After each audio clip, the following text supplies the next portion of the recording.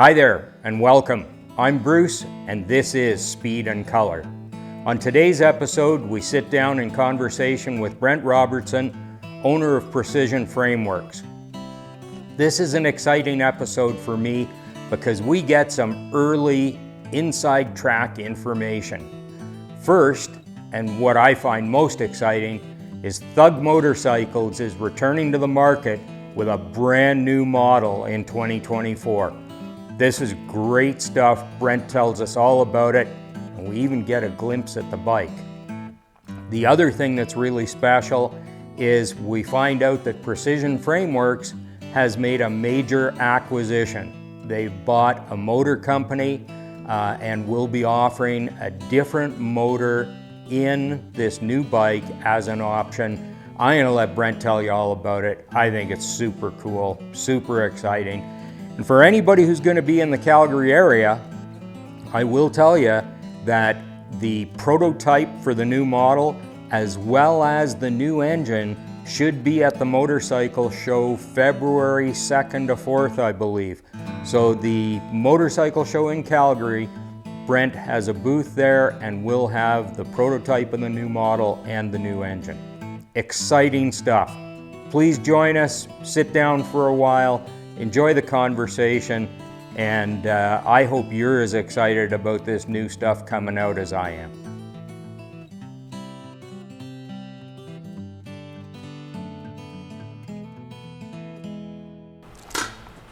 All right, you guys ready? Ready. Here we are. We're at Precision Frameworx today, or PFX as it's known, and I am happy to introduce our guest, who I have a lot of respect for. Very cool guy, has done a lot in this industry. Real thinker. I think he's a pretty cool guy. Brent Robertson. Bruce, hello. How are you? I'll give you that $50 later. Thanks. There you go. Yeah. All right, and of course we got Mac Manning with us. Hello, thank you for having me again. All right. Appreciate it. Oh, glad to have you here. Okay, Mac, kick it off. All right, Brent, thank you very much for joining us today. We're looking forward to having you on the show. Realistically, where we're going to start off first is, I think, where they all should start off. And like, when you were younger, where did the passion start? Where did it grow from, and what did it lead into as of right now? Yeah, well, thanks guys for coming today too. I don't know, where did the passion start? Well, you know, grew up in a small town in Manitoba, population 7,000 people, 48 Harleys and 7,000 people. Only child, so pretty well my brothers were my dad's buddies that had bikes, and my first motorcycle, I think, was a piece of junk 650 Yamaha, but I loved it. Bought it without my parents knowing, and of course they got pissed off. And during high school I was in auto body, and so I was able to customize it, play with airbrushing, and I think that's where it started. It really did with that piece of shit bike. And then I bought a Virago off one of my teachers, and I bought my first Harley when I was 17, and yeah, that's where it started, man. That was it. And today, I don't know, 1,000 bikes later, I don't know what the numbers are, but yeah, you know, it moved out from a place that wasn't going nowhere. It's if you smoked dope and drank, then perfect. And you want to go quadding and fishing all the time, great. And not leave the province, that's great. But I seen a bigger future than that, and I wanted more, and I wanted more. And so, yeah, I graduated high school, gave my boss my 7-day notice, and which was only pumping gas, so it wasn't like life-threatening. And I came out here on my I think it was a 1982 FXE with $600 cash, and that's all the money I had in the world. Holy. And I came out here and just did my thing, and you know, I started working at a shop like for free after hours just to get the knowledge, because that wasn't available to me back home. Even though, you know, my Harley, in auto body, I cut the fender, I split it, I made it into it was a narrow glide with a long ducktail front. And another funny story, you know, auto body, I painted it House of Colors Oriental Blue. I got my teacher to stay late we finished it on Friday night, and me and a couple of my dad's friends, we put it together. We were done about 4 in the morning, and we rode to northern Manitoba, the Paw, and for a ride for sight. And when on the ride there, all the mosquitoes and the bugs stuck to the paint because it was still fresh. No. So at earlier on in life, I knew I wanted more, and bikes, I love bikes. I just love them. And this year's our 25th anniversary. And have I been killing it? No. Have I been killing myself? Probably. But I still love it. That's the passion, and I still like it. My wife thinks I should get a different job, less stress and stuff, but it's good stress, and I like it. So They all think that, by the way. do they? Yeah, they do. Okay. All right. I think they might be right. And see, the way I work, that was a great story, but the one word that I caught there was airbrushing. Yeah. I haven't seen that side of you. Nope. A little bit of airbrushing in your past? No. So if you would have seen my airbrushing, you would not ask me. I know that's why you're not doing it now. Yeah. Okay. Mac, you're covered in tattoos. My first tattoos were Indian ink in art school with needles and thread, and so my airbrushing looked the same. So no, never did it. Just played, and it was. It just because it wasn't available, and I just wanted something different, and I've never done it again. There's people that are good at what they do. I think I'm good at what I do, and so I don't tattoo myself either. So we're good. Good stuff. Good stuff. Well, it does sound like you've built yourself up from realistically the ground up, and in all honesty, that's something for a lot of people to look up to. That it's rare that people are able to come across the country and make it for themselves. So you've done an amazing job with what you've built here. So congratulations. No, thanks. I appreciate it. Yeah, I take pride in what I got for sure. Should. Yeah, Absolutely. And speaking of what you've done here, tell us about PFX, some history. Precision? Where you're at. Yeah. Well, Precision Frameworx. What is the name? What are we going with these days? Well, I okay. hear both a lot. Yeah, you guys, you got to understand. This is 25 years, okay? So if you think 25 years back, 1999, I got to tell you, my first company name was B-Dogs Custom Hogs. I registered it, I incorporated it. From driving from registries back to my house, I realized I'm not going to go anywhere with B-Dogs Custom Hogs. That would just be a strip mall shop. And the next day I changed it to Precision Frameworx Inc. Back in the start, there was a company in Red Deer called Triple E Manufacturing. They were around from the 90s, and frame building really wasn't popular. Not popular. You had I think it was Daytech. I think it was Triple E. Triple E was our Canada guys. Rolling Thunder, I don't think was started yet, and so a lot of the bike builders or like say the bike enthusiasts were taking their bike and they were cutting raking the frame out, cutting the neck, raking it out, and that's about it. So then Triple E was building these frames that you could have the Dyna, the Softail, the Bagger, the touring model, the FXR, and you could do your configuration of your different rake and stuff. Unfortunately, they closed down, went out of business. A person I knew bought most of the jigs at the auction. And then this is where Precision started. And so, I was working at I was working at a shop called the Chop Shop. Before that, it was called Stroker Speed. And Murray was a great mentor at that time. A little bit rough around the edges, probably still today. But, you got to think, I was 18 years old, I was 19 years old, and I came from a big city, and this was it. And so I learned a lot from Murray and working on the bikes and the drag bikes and stuff like that. And then a couple years later, this opportunity came that I could acquire these frame jigs.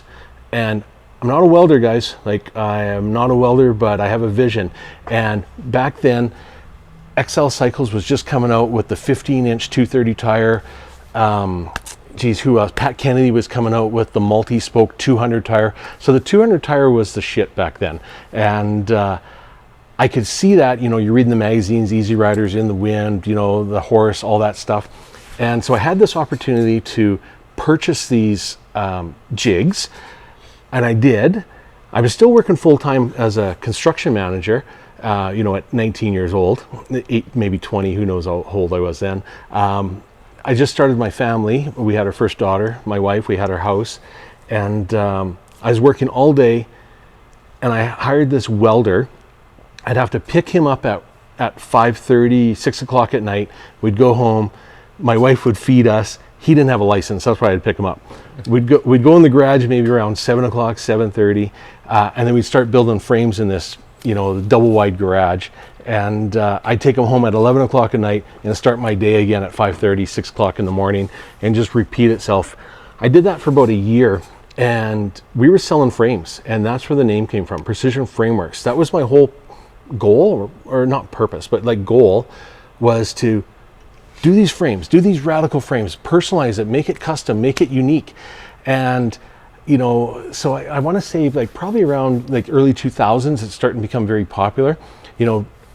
Early 2000s, now we're getting the TV shows, and so people are seeing that it's really imagination and bank account that they can get what they want. And I got to tell you that TV shows back then were a huge success to Precision's business and my growth, because if it wasn't for people don't know what they want. And I'm not saying that in a negative way. People want something, they just don't know how to design it or make it happen. And I was able to fill that void. The name Frameworx, I was just thinking of being more global. And when we started, man, you think of any builder, with the exception of the guys like Jesse James and Matt Hotch that made their own frames, we sold frames to a lot of famous builders. And that's how it started. And then when we were building the frames, well, now we got to R&D them. We got to make sure that 240 is going to fit. Oh, the 250, oh my God, they came up with a 260 now. That was stupid. And let's go the 280 and the 300. So every bike, all of a sudden we started or every frame, we almost had to R&D it, and we had to build it. So then locally, I was becoming the custom builder. And the old shop was, when I finally moved out of the garage and took the leap, quit my job, moved into a shop, hired a couple of guys. It was I think it was about 3,500 square foot shop, and we had 5 full-time welders. I had a parts guy. The room that we're in right now was our showroom, and it was a fun time. It was a great time. I was young, I was energetic. My team was young. Everyone was all hyped. You go to the nightclubs, you go to wherever, and they're allowing us to bring the bikes in and do burnouts and stuff like that. And it just grew from there. It was great. So then, it was going so much, like 5 custom bikes a month. We had airbrushers. Blake at Cross-Side was pretty well our go-to guy. He couldn't keep up with our demand, because when the customers want a custom bike, well, they also have to have that artwork, much similar to like the tattoos and the personalization, the clothes, that custom suit and stuff like that. The airbrushing, Blake couldn't keep up with us, and we were building like so much and so fast. It was really great. Companies like Ultima, PM, we were a gold dealer for them, so that means we had $100,000 worth of stock at all times. Ultima was giving me 5 motors a month on credit because they knew I would sell them. Metzler was stocking us with 20 240, and then the 280s came out. We had just stacks of tires here because we were going through them so fast. It was a great time, and it flew by so fast. I wish I would have saved some money, but yeah, for sure. Are you still in touch with Blake? No, I haven't talked to Blake for a couple of years. His apprentice was Dave Baxter, Monkey Shine Airbrine.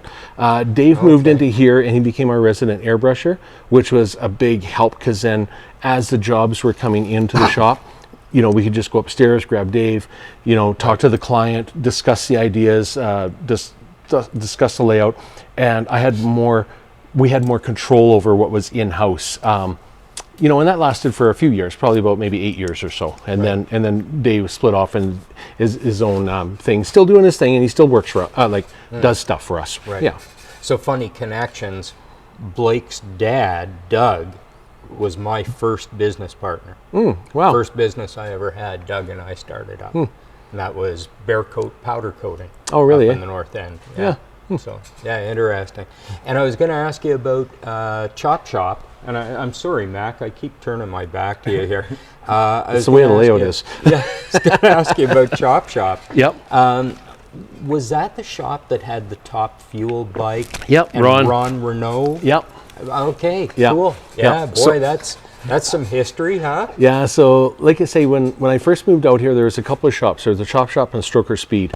Stroker Speed was Murray, and I started hanging out with him and, you know, working after my full-time job.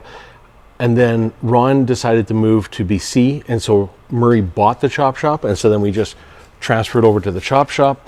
And, you know, an unfortunate family accident happened with Murray that he kind of shut down. And so then he moved into my garage, and you know, then he went MIA, and so then I had to finish these bikes for clients in BC and Alberta in my garage without Murray, and that's another where it started. Then a couple years after that, when the frames came, you know, the frame jigs came available, that you know, I'm already in. Like, my foot's in, and I like it, and I really like it, and so now it's like, now we take the whole foundation and build around that. Right. So, yeah. Funny story about Ron, back in my racetrack days when I was running Race City. And they had the Top Fuel bike out there, and they were playing around. And he laid down a pass. It was a good one. It was over 200 miles an hour. It was a good, solid pass. And we watched him, and as he crossed the finish line, the bike did a wobble, and he kind of wobbled with the bike, and we thought, what was that? And all of a sudden there was another wobble, and the bike pulled over to the side of the track, and we thought, what the heck happened? So I jumped in the safety truck, we went down to the top end, and as I pulled up, I said, what happened? And he pointed at the clip-ons, the handlebars, and I guess as he was going through the traps, the right one broke off, so he grabbed the fork and held onto the fork, and then the left one broke off, so he was steering the thing by the forks and had no levers or anything. So it was just kind of funny. But yeah, he was a tough dude. That's the type of guy he was. Yeah, for sure. Yeah, he would do that. Yeah. So, cool. Great. So you've given us some history on Precision Frameworx and what you've got going here. What you didn't touch on was Thug motorcycles. Yeah, well, so, you know, so when Precision was doing really well, and Precision it was doing really well, okay? It's like today we're still maintaining and stuff like that, but there's more shops available, and there's more options for clients and customers. But Precision, building 5 custom bikes a month, okay? We're killing it. We're doing really well. We could go to trade shows, you know, Long Beach Bike Show. We could go to SEMA. We could go wherever, and people knew who I or Precision was. So then we move into this new shop, 13,000 square feet. You know, build it and they will come. That wasn't the truth, and that was a lie. And so that's where we currently still are. We've been here, you know, for 20 some years now, when we're building those custom bikes, you know, I joke about it that the people would come in and go, you know what, I want big motor, I want a fat tire, I want it loud, and I want to piss off my neighbors. And so we were seeing so much of that I thought, hey, Harley-Davidson isn't really producing this for their customers. You know, they might sell you the bare bones Softail back then, and maybe you bring it to a shop like us or someone else and you get the motor bored out. You know, there wasn't the options from the 80 cubic inch to bigger, where the aftermarket guys, S&S, Ultima, Delcron, they were, you know, you could go to the 113, you know, the 100 cubic inch, the 113, I don't think the 120, the 120 merch was available then. So yeah, the 120s were available. So that I thought, why don't I make my own motorcycle company?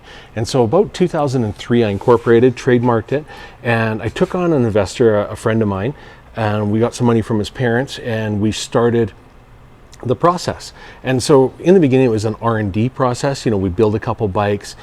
Well, they sold because we were already selling 5 custom bikes. So now we have a Thug motorcycle entry level at $29,000 Canadian with a 113 cubic inch motor and a 240 rear tire.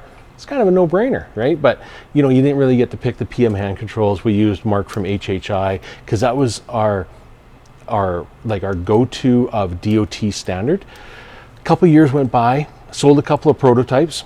Then I took on a couple more investors and we went full on and we designed the bike for the EPA testing, the brake testing, the fuel testing, the testing is unbelievable. I did pull out the book here, so I looked at this today, and it was 2007 when we got our full 17-digit national safety mark and our DOT status on the Thug. So, Wow. yeah, so $1 million later, the only guy in Canada with that status, and we sold 38 bikes. So we didn't make our money back yet. But that's where Thug started, just because the custom bikes, people were coming in with the same thing, I want this, I want this, I want this. We tried to put it together as a package to have on the floor, and the big picture was to have dealers set up. Well, during that time, it was GE Capital was kind of the funding driving force behind like floor planning. The problem was they needed that surety, that bond for every dealer that got set up. And GE had, American Iron Horse, Titan, Big Dog. They were financing all those aftermarket, all the power sports. And so they could call the shots. And so they were asking me for $1 million bond for every dealer I set up. Impossible. Couldn't do it. Right. Couldn't do it. We set up a guy I know back in Manitoba, Country Boy Choppers. We set up a guy in Kelowna. Those guys, they paid without financing. That was great. We cut back our minimum buy-in order to only 2 bikes just so I could get the word out there. But unfortunately, it just didn't. I didn't have the push. I didn't have a manager. I didn't have a marketing team. It was all organic growth. And really, I'm cleaning the bathrooms and I'm picking up crap at Costco. And so I don't got time to do that because I'm taking care of the staff here. We are moving ahead though. I have taken on a new partner now, and we are going to try to push the Thug again, and with a new model, and that is what the hope is for retirement, maybe, I don't know, but it's the new driving passion for sure. I was hoping you were going to say it was a new model. It is. Yeah, it is a new model. The Softail Pro Street and the Chopper Pro Street, or the Chopper, maybe the waves of trends will come back. I don't know. Right. I'm ready to rock with them. I've got it all figured out. But kind of died down, 2010. Kind of died down 2010. 2012, we're still producing quite a few. 14, they definitely died down, for sure. So when did you produce the last Thug motorcycle? I would have to say the last Thug with a 17-digit VIN number, I would have to say that probably the last one we did was probably 2012. Okay. Yeah, I think so. And as I understand it, you remain today the only official motorcycle manufacturer in Canada. You're the only guy with that certification or approval? Yeah, when you go into Transport Canada's website, there's a list of people on that site. Suzuki's one of them. I don't consider myself the same as Suzuki. Harley-Davidson's on that list. Once again, I'm not the same as that. There's Havoc Motorcycles in New Brunswick.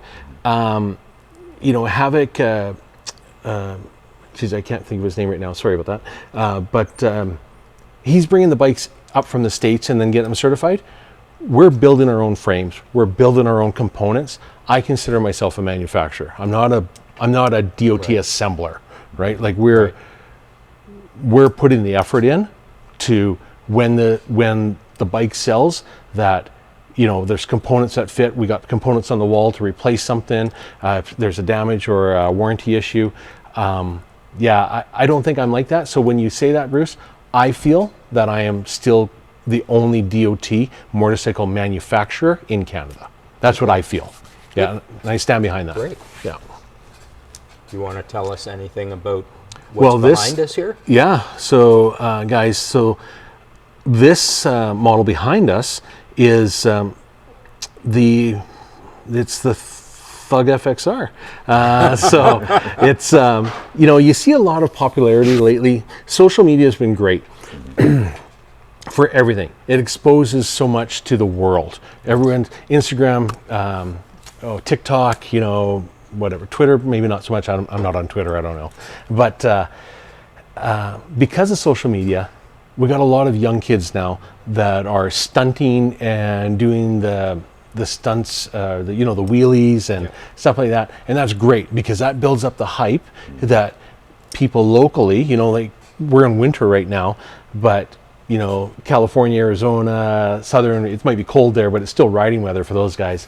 But with that popularity about, the stunting and the having fun and the partying and stuff like that, a lot of these young, and not all of them are young, I'm just saying younger than me, they're doing the Dynas and they're doing the FXRs.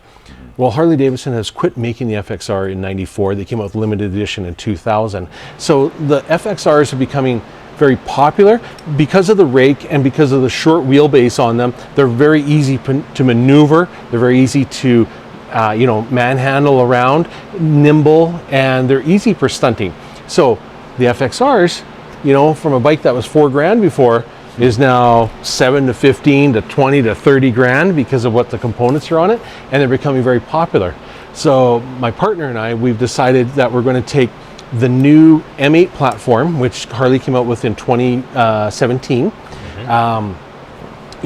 Water-cooled heads, or oil-cooled heads, just a better component, less moving parts in it, and it's the new drivetrain. So we're taking that new drivetrain, and from a touring model bike, which is a short drivetrain compared to a Softail or a Dyna, and we're putting it into our own FXR frame. With this one that you see behind us is totally a prototype. We're hoping to have it to market by next year, but it is not the final issue or the final model. Definitely playing along the way. We're looking at doing our own shifters or swing arms here. The gas tank, we're making our own gas tanks. So yes, this is a model that is coming to life, but it's not born yet. But it's still in the R&D stage. But I'm excited for it. I hope that the trend keeps going for a little bit, because we're going to have a lot of money invested in this. We're going to re-DOT this new the prototype once we're all done. Chances are they're going to come with a 135 motor. They're going to still have the 6-speed tranny, mid controls, billet swing arm. Great components, nice. Great foundation. It's a learning curve, man. This is where it all starts. Like, just grab me that collar back there. Oh, this one? Yeah. So like when we, none of the new Harleys have mid controls. So we're taking a touring mid control, and then we've got our collars that weld onto the outside of the primary, weld to the inside of the primary, O-ring lock. So it's a positive seal. So then when the shift shaft goes through, we got mid control. Lots of guys are doing the over the primary. It's fine. We can buy PM, we can buy HHI, Dominator, any of those ones, and put it on.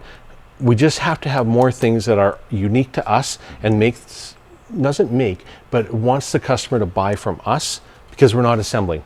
We're building, we're designing, and we're making it function. Yeah. So, yeah. Frame looks great. Thank you. The frame looks really, really good. Yeah, once again, this is just the prototype, so we'll be making some changes again. But yeah, it's foundation wise, it's looking really good. It's getting everyone excited when they look at it. I say we're far away from it, but we're close. It's like looking for a light switch in the dark. You could be 2 inches away or 2 feet away. We're close. Cool. Time-wise? Well, the plan is with my partner is that we hope to have this ready for DOT but come spring 2024. And when it goes for DOT 2024, since I've done all the work in the past, I know what's involved with that. As soon as we get our 17 digit, we'll probably have 10 of them available right away by summer of 2024. Nice. Just because all the R&D is done now, right? Like I'm stocking up on parts, I'm stocking up on components. I don't feel, because I went down this road before, that I'm going to have too many challenges or changes. I feel I'm good. We're still going with HHI brake. Mark over at Hog Halters has been a huge supporter of mine, and every chance that I get, I buy off of him. So we're still using those components: 6-piston dual disc front, 4-piston direct rear. So the braking's always the biggest thing. The braking's the biggest hurdle in a DOT testing. They do it wet, they do it dry, they take it to an airstrip, they check it out. And so if that's my biggest hurdle and I got HHI behind me, I'm good. I feel my biggest hurdle's no problem. It's all the small shit. Good stuff. Yeah. Very good. That's awesome. I mean, like, I know this might rack your brain a little bit to ask you this question, considering, you know, you've started multiple businesses, you've grown yourself up to what you are today. But if you were to give me a number, what do you think that number would be to how many bikes you've actually built? You know what, Max? So a couple of people ask me that, so I keep a tally. I keep the lines on the wall like prison. And so when I say I personally, I mean Precision. So Precision has built, to this day, 387 custom bikes. Not modifications, not anything. That's like full-on ground customs. So, and that's not VIN numbers, because here in Alberta, when you build a custom bike, you have to get it what's called, Alberta assigned VIN number.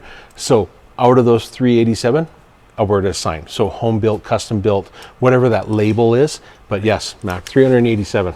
Wow. Yeah. That's amazing. Like that's a huge feat to like kind of just live up to. You know, like that's amazing. So good for you, Brent. Yeah. Well, it's been 25 years, man. So it's long hours and it's a good team. Right now we got a staff of 9, which is good. I always think there could be better, but it's okay. We're good. I'm happy, and we're good. That's awesome. So out of those 300 and something motorcycles that you've built, what's your favorite? What's the number one for Brent? Yeah, you know what, buddy? When I'm building them, they're all good. Yeah. I've been asked this question before, and I stick to this answer. Okay. My next one. My next one's always my best one, right? I have done some bikes that I look back in time that I really liked and I really enjoy, and I love it. My customers still have them and they enjoy them, and that's great.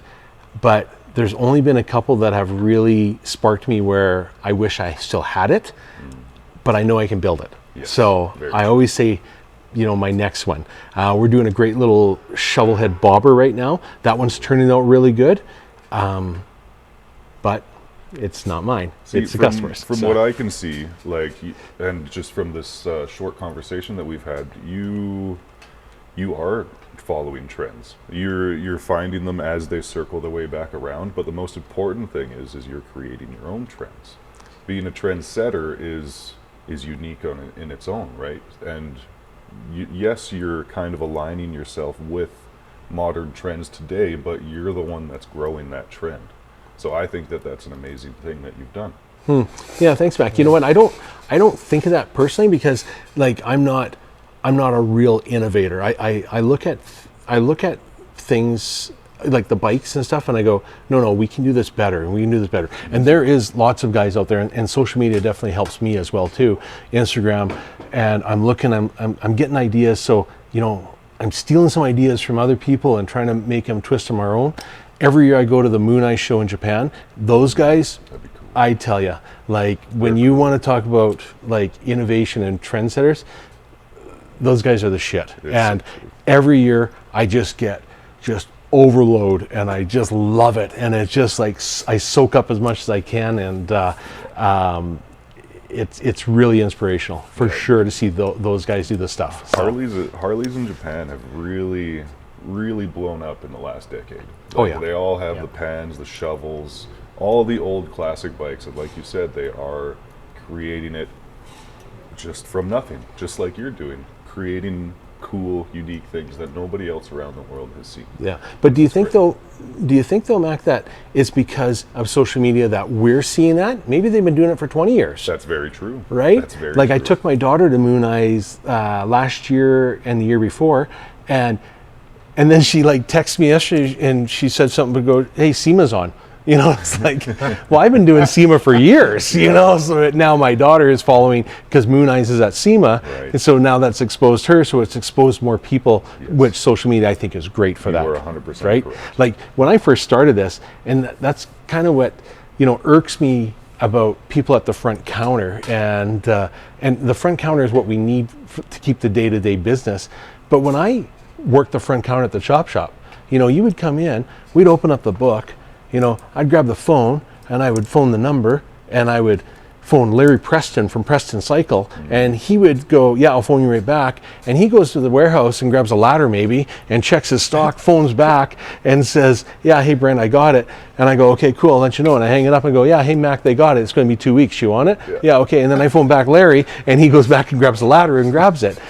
it's an instant world now. Everyone has a computer in their pocket. The knowledge is there. The information is there. You know, Amazon is good and bad, but it's that people need the satisfaction or to be satisfied right away. They need to know it's on its way. They need to know it's coming right now.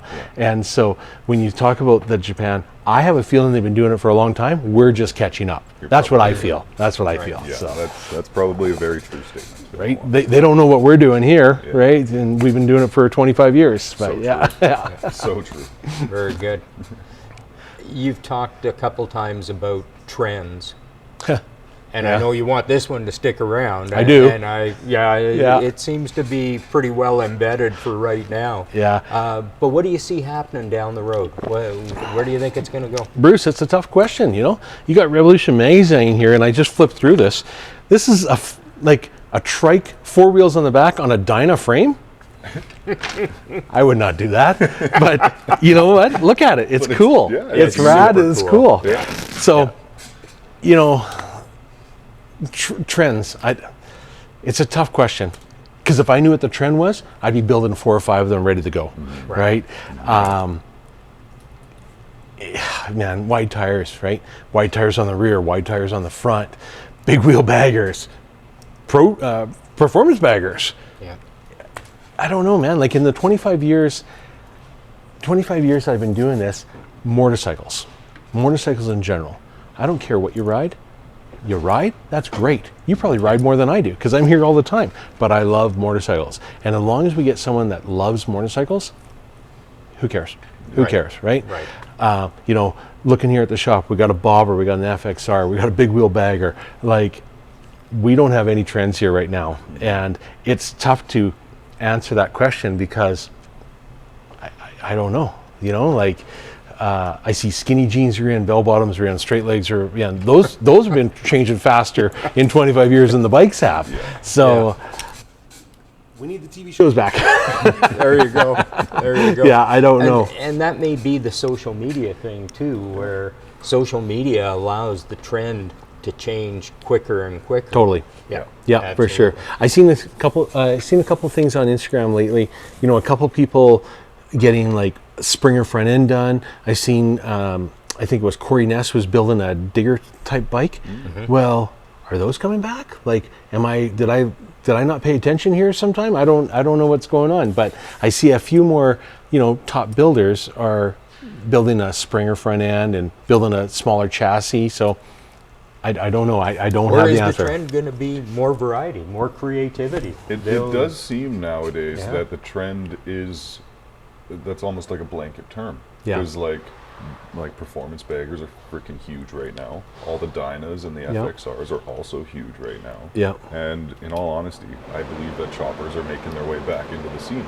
Yeah. So it's really hard. I don't think there is one specific trend right now. Well, but you know that you and I have that bias towards choppers. Yeah. Mac wants to believe choppers are coming back every day, right? Yeah. And so do I, because I like them. But. Well, you know, I talked to a friend customer yesterday, and he has a 2016 Road Glide, you know, Legends front and rear, you know, T-bars, you know, mid controls, like nicely done. Not performance bagger wise, but maybe local performance, but still daily rider. Mm-hmm. And he phoned me yesterday. He goes, "Hey, any choppers coming up? Let me know." And I was like, "For what?"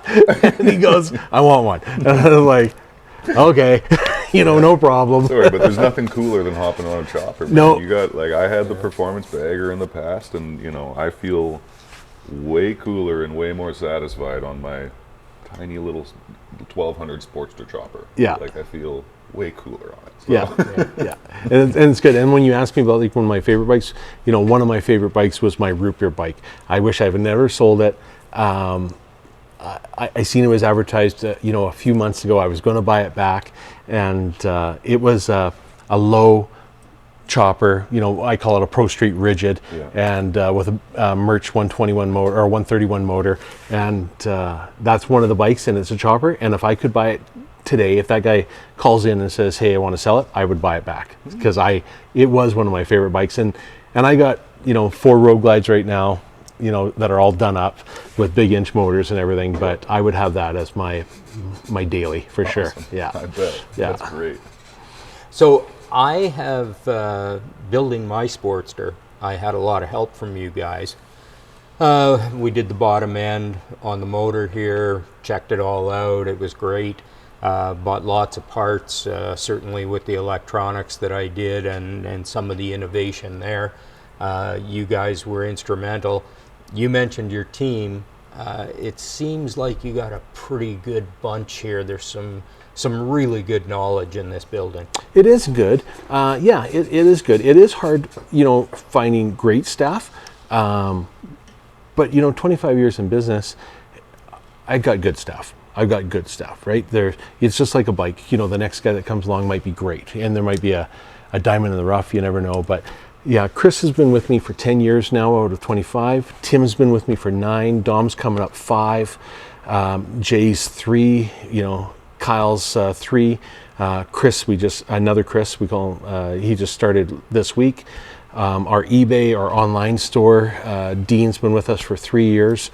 So yeah, we got good support here. I got good support. Yeah, for sure. It could always be better. It sounds like you're keeping them around as well, so they're enjoying themselves. Definitely. That's Yeah. great. Yeah. You know what? I really try hard not to lay anyone off in the winter. I try my best because we all have mortgages, me included, and we all have bills to pay, and I just try to keep everyone working. Like I try. So if I have to diversify, a couple years ago I had to diversify, and we started selling online, and that was buying old inventory from shops and stuff like that, or new old stock from shops. Just do what I got to do. 13,000 square feet is not cheap, and we have to just keep the doors open and keep the money rolling. Absolutely. One way or another. Absolutely. Yeah, and keeping good staff, training new people, that takes time, effort. Yeah. Keep the guys that I got, sure. invest in them, and hopefully it pays off. 100%. I couldn't agree Well, more. and I appreciate you having the people here, the continuity, and people know what I've been doing, and guys like Kyle, I got to admit, Kyle even took time to come over to the garage, look at the bike as it was being done, and give me his opinion, and that kind of stuff. Nobody from Amazon has ever come over to my garage to look at my bike and give me their opinion on No, what I not was even a doing. thumbs up. Not even a thumbs up. Doesn't happen. Doesn't happen. No, and that's what, Bruce. That's what a lot of people say too, because my wife is great. We've been married for 30 years, and she knows how much I love work. And the day-to-day, 9 to 6 doesn't really happen for me. It just flies by like in a minute.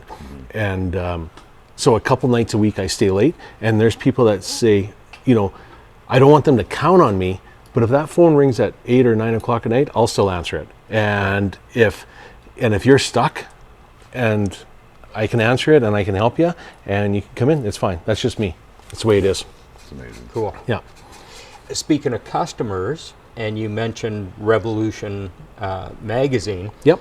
It's interesting that one of your good customers, I take it, and I think a friend of yours, Kurt, is going to have his chopper featured in the magazine. He won the Outstanding Custom Harley award at a local event here. So he's going to be in Revolution magazine. It seems that this year we've done well with the magazine, and my bike was in there. That's We just got you another though, one of Bruce. yours coming up. Revolution Magazine's been around for a long time, but if it wasn't for you pushing it for Western exposure, this opportunity wouldn't be here for us. So thank you. Oh, well, thank you. No, it's true. Like, we've been in Revolution it Magazine is. before, and the covers and stuff of that. Revolution is a great Canadian publication, mostly focused, to me, Ontario East. Right. So having you push for a little bit more Western exposure, great. Thank you, man. It's good. Thanks. Yeah. I And if it wasn't for appreciate it. you, Kurt wouldn't be in the magazine. True enough. It's a matter of being part of the community. Yep. And I think, you and I are not the same vintage, but we're close. And I think there's still a demand, there's still a desire for hard copy magazines out there. You mentioned social media. Social media is wonderful and everything, but you know, I was just listening to another podcast earlier today, and Fast Life, I'll mention him. I don't know if you check him out at all. This is my first podcast. Okay. Anyway, Jace does a podcast, and it's pretty good, but they were talking about the fact that magazines are going away and how much they miss them, and they're younger guys, younger than you and I, and they would like to see the magazine. So I think it's a great thing. I don't know how you market magazines better. I think that's part of the issue maybe, but hey, good for us. We're getting some attention and it's fun. And, for sure. Away we go. You know what, Bruce, I've been doing this for so long. You know, I would go to Max or 7-Eleven, you know, every month, and I would grab Easy Riders, I'd grab In the Wind, I'd grab The Horse, I'd grab Hot Bike. And man, I had so much upstairs. I had a room upstairs, because if you think that, you know, you're buying 4 magazines every month, like I had archives of like 1999 all the way up to I think 2000 and like let's say 2009 or something like that, and we donated them to like, you know, the hospice and the hospitals and stuff like that, you know, the retirement homes and stuff like that. People were buying the magazines off me for 25 cents each and wallpaper in their garage with the David Mann posters and stuff like that. I had to stop because I was buying too many magazines every month, you know, and it was just, I'd buy them and I'd put them on the table, and, you know, the guys take lunch and they would flip through the magazine. That's great. That's what I want, because I want those guys to get, you know, see what's out there, right? That was our social media back then. The magazine was going that. I would have never went to Moon Ice if it wasn't for reading the Horse magazine, you know, when they went. And in that article, you know, that guy says, you need to check us out, or check them out. I did, and I go every year now, and it's just eye-opening, right? Long Beach calendar show, same thing. Read it in a magazine, went to it. Right. So, yeah. Well, I can honestly say, speaking back on trends, like in the context of the magazine, I believe that, you know, hard print and magazines like this will make their way back around. I don't know when that will be, but, you know, like I'm a 29-year-old guy. Social media was very prevalent for me growing up. And that kind of stuff is nostalgic in some way, shape, or form. And it's not so, like, I look at this and then it's on to the next one within a half a second. It's not just immediate gratification. Right. You gotta actually read something maybe, and like, so I think it will make its way back around, and with Bruce backing it, well, it'll get there. Yeah, it'll get bigger. Yeah, cool. We just don't. You know, like, just to be realistic though, who knows what the market's like though? But hopefully, you know, the magazine companies make enough that they can still do that, because I don't know if the market's there, because like you say about, you know, 20 second or 30 second later you move on to the next thing. That's so true. But having something in my hand, you know, you go to the bathroom, you take it, you read it, you flip through it, you're looking at the pictures and stuff like that. I'm not really a read type person, but I'm a picture person, and like pictures tell me a story. 100%. But I agree. I hope that what you say is true, because I hope it comes that way for sure. Me too. Yeah. Yeah, absolutely. Yeah. Cool. So I had one more question for you. Given everything you've done, and 25 years of this, and the number of bikes and the R&D and all the stuff you've done, what's still to be accomplished? What does Brent really want to do, and when will you get to the point where you say, done? That's a tough question, I think.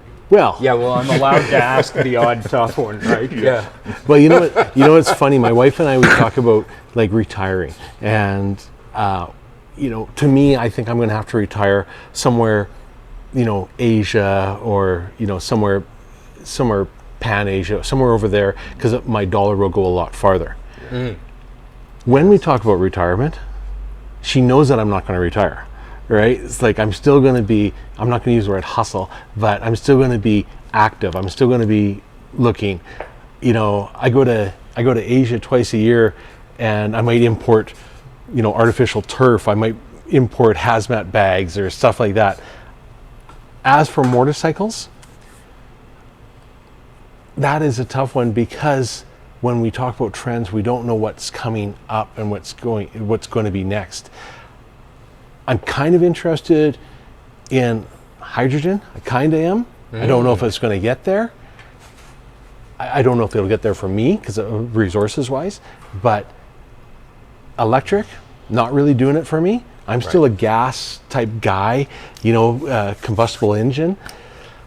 This bike here, Bruce, and Mac, I'm saying that next year we go for testing and stuff like that.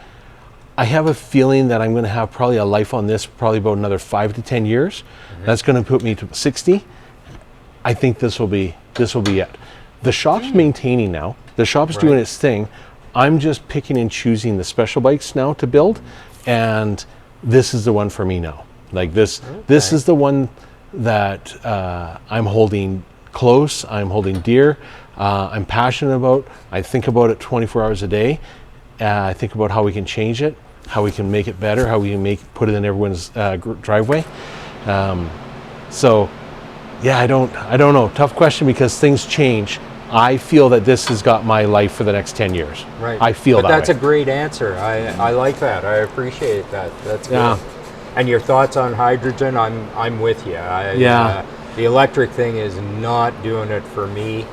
Is it going to be hydrogen over electric? I don't know. That's a possibility. You use the hydrogen to make the electricity, and then I don't know, but I do know, without going into detail or give anything away based on who I work for and that kind of stuff, I do know that there are a couple of Japanese manufacturers of transportation devices, let's not just say motorcycles, who are very focused on hydrogen, and maybe it's just selfish or self-serving. I really hope that's where the answer is. Yeah. Well, but we'll see. In 2016, we met with the university and Calgary, and they've already got a hydrogen that we were talking about putting into our thugs. Dr. Bob was the teacher, or whatever you want to call the professor at the time. He's no longer there, so that's kind of dwindled down. Plus, I didn't have the resources or the manpower to focus on that. But now with my new business partner, I do have the resources and I do have the time because we've got more people managing the shop now. But I don't know. I don't know if that's still there or not. When's this going to air? Do you know when this is going to air? A month or so out. Perfect. Yeah. Well, then I can tell you, for a month from now, that's no problem. I talked a little bit about Merch Motors. Merch Motors was Jerry Merchant, innovator in combustible engines back in, I want to say the 90s. I don't know the whole history, but I'm going to say the 90s, early 2000. He was in Red Deer, Alberta. And when I talk about my frames being at every top builder, Jerry Merch motor was everywhere. It was the top of the line. And I can say today that if this isn't going to air for a little while, that we have purchased Merch. And so Thug Motorcycle, TMC, and Merch are going to have our original FXR. So our FXR is going to have 3 versions. It's going to have the M8, it's going to have the twin cam, and it's going to have the OG, which is going to be a Merch powertrain motor.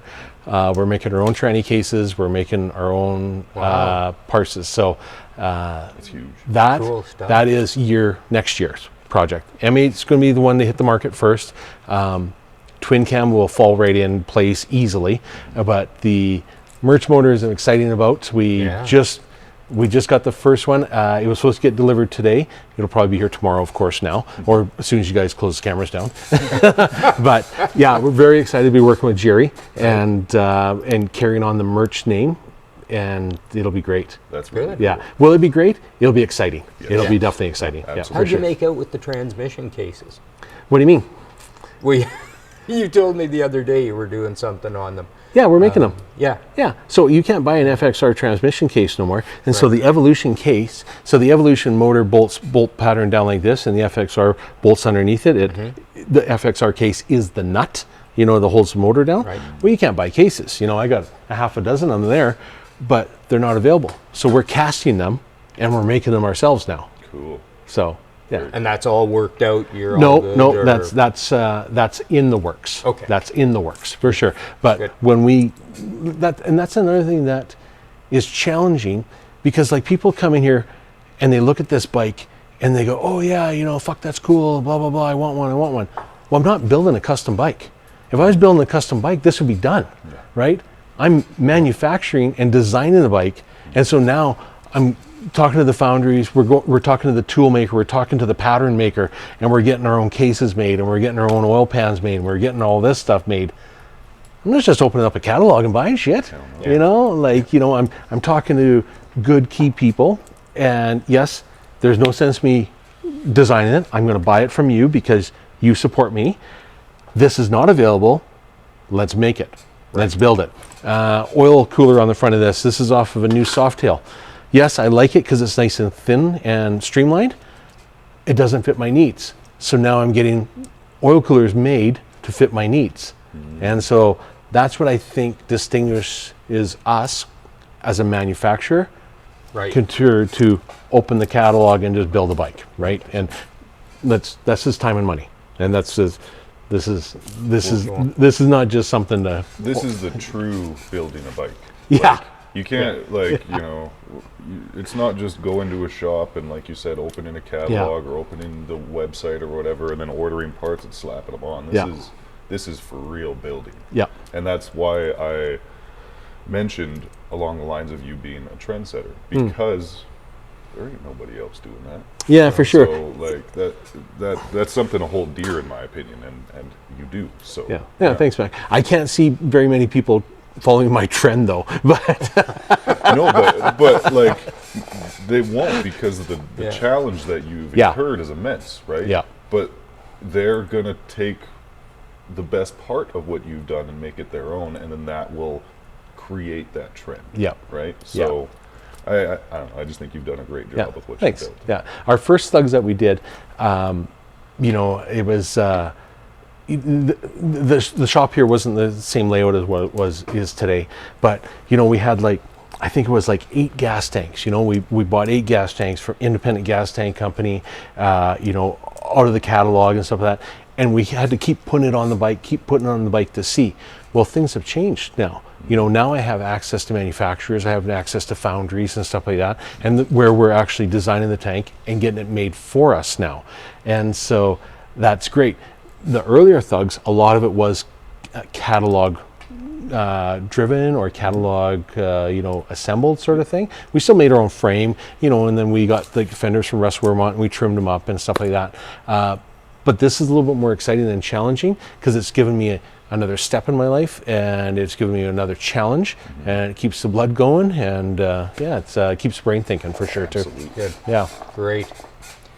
Well, Mac, what do you think? Should we throw a lightning round at keep it nice and wrap this up? Keep it nice. Call it a day.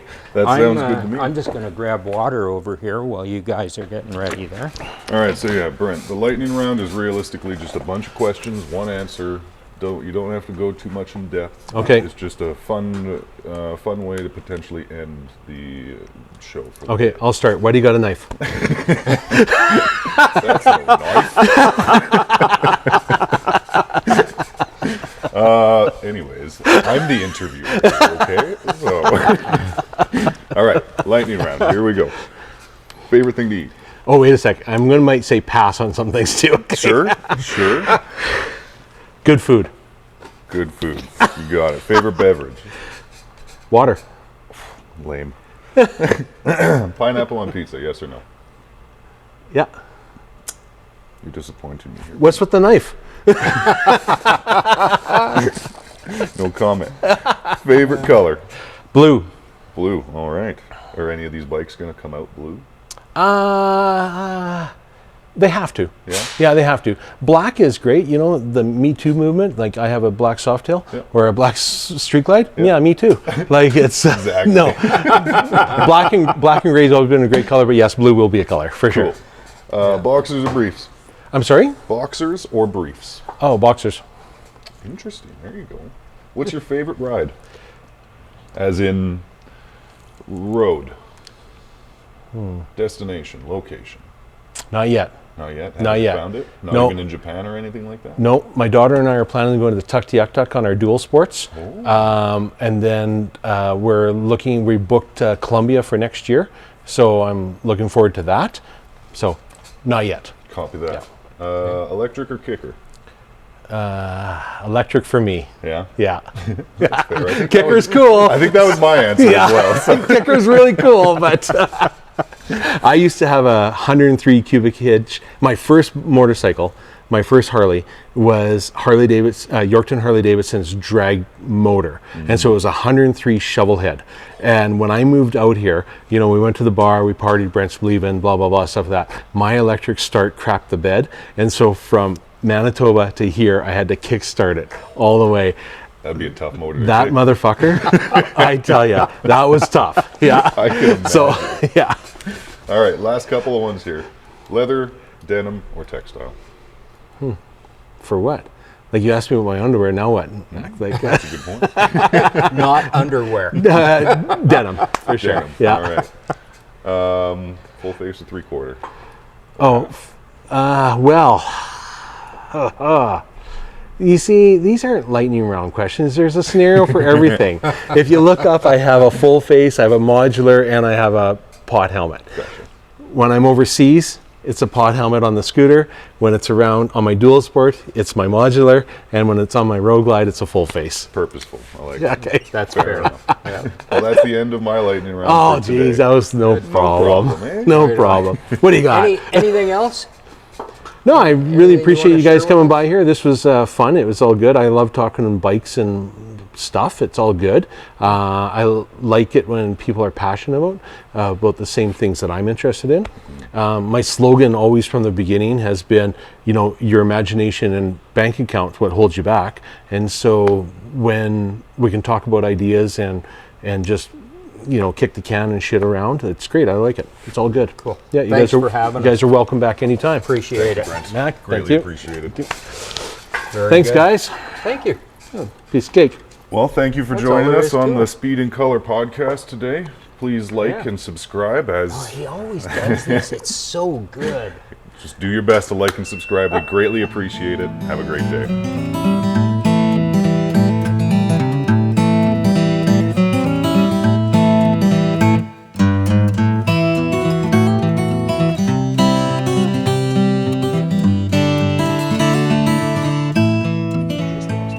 Oh, There we that was go. great. Yeah. Jeez, Mac. The fucking zinger at the end. Right?